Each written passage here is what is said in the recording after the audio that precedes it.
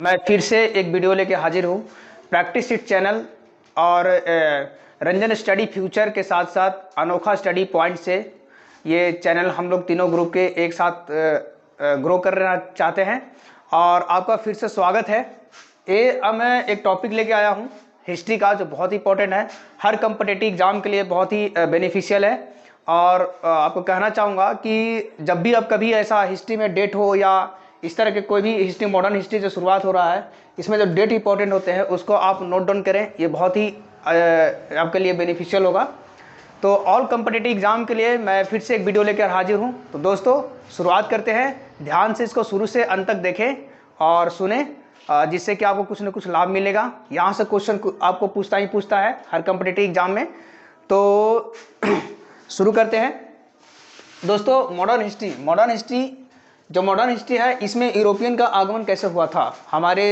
आपको पता होगा हमारे देश में लगभग 250 साल तक जो विदेशी थे, जो यूरोपियन थे, हमारे 250 साल तक हमें गुलाम बना के रखा।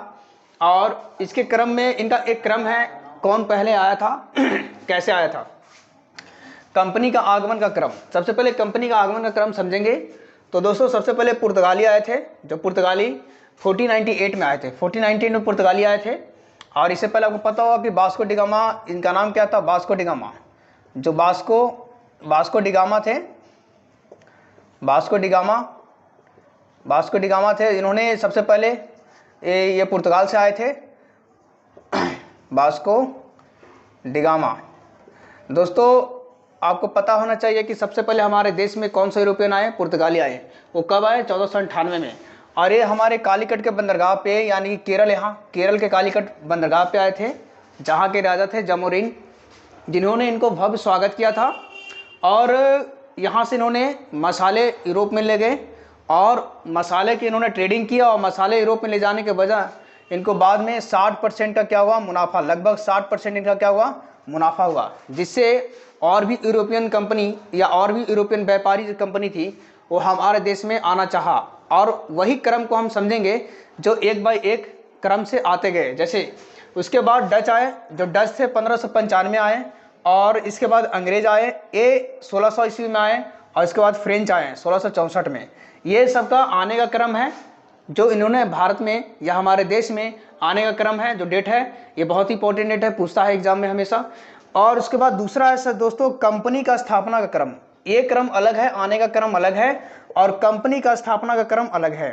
कंपनी का स्थापना कैसे हुआ था दोस्तों, तो सबसे पहले पुर्तगाली आए थे 1498 में। और इन्होंने कोचीन में, केरल की एक जगह है कोचीन में इन्होंने 1503 में क्या किया, कंपनी को स्टैब्लिश किया।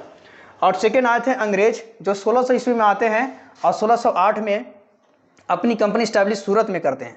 सबसे पहले इन्होंने सूरत में किया था। वैसे देखा जाए तो 1611 में इन्होंने मसूलीपट्टनम में ही कर लिए थे, और वहाँ भी कंप्लीट नहीं हुआ था। तो फिर 1608 में यहाँ सूरत में कंप्लीट कर लिए थे, क्योंकि वहाँ पे कुछ जहांगीर के वजह से विवाद हुआ था, जिसके कारण रोक दिए गए थे दोस्तों। उसके बाद डच आते हैं, जो डच 1602 में आते हैं, और मसूलीपट्टनम में आते हैं, जो 1605 में अपना स्थापना करते हैं। मसूलीपट्टनम में इन्होंने अपना व्यापारिक केंद्र बनाते हैं, जहाँ से डच अपना व्यापारी शुरू करते हैं। फ्रांसीसी लास्ट में आते हैं दोस्तों, फ्रांसीसी लास्ट में आते हैं, जो 1664 में आते हैं। 1668 में इन्होंने सूरत में पहली बार फैक्ट्री स्टैब्लिश करते हैं। तो दोस्तों आप इस ध्यान रखिएगा कि अंग्रेज ने सूरत में किया और फ्रांस ने भी कहाँ किया, सूरत में ही किया। और जो कोचीन में है, कोचीन में पुर्तगाली ने किया, और 1600 ईस्वी में सूरत में अंग्रेजों ने किया। तो दोस्तों थोड़ा समझेंगे कि कंपनी आखिर हमारे देश में आए क्यों। तो हमारे देश में ट्रेडिंग के लिए आए थे, और साथ साथ में उन्होंने हमारे देश को खोजा नहीं, बल्कि वास्को डी गामा ने एक समुद्री मार्ग का खोज किया। दोस्तों इन्होंने क्या किया, समुद्री मार्ग का खोज किया। तो दोस्तों आज हम समझते हैं, उम्मीद करते हैं कि आप इतना तक आप समझे होंगे। अगले नेक्स्ट वीडियो में हम फिर से इसका दूसरा पार्ट लेके आएंगे। और मुझे उम्मीद है कि आप शुरू से अंत तक देखें इसको, और कुछ अपना इंपॉर्टेंट चीज़ों को नोट डाउन करें। जय हिंद, जय भारत।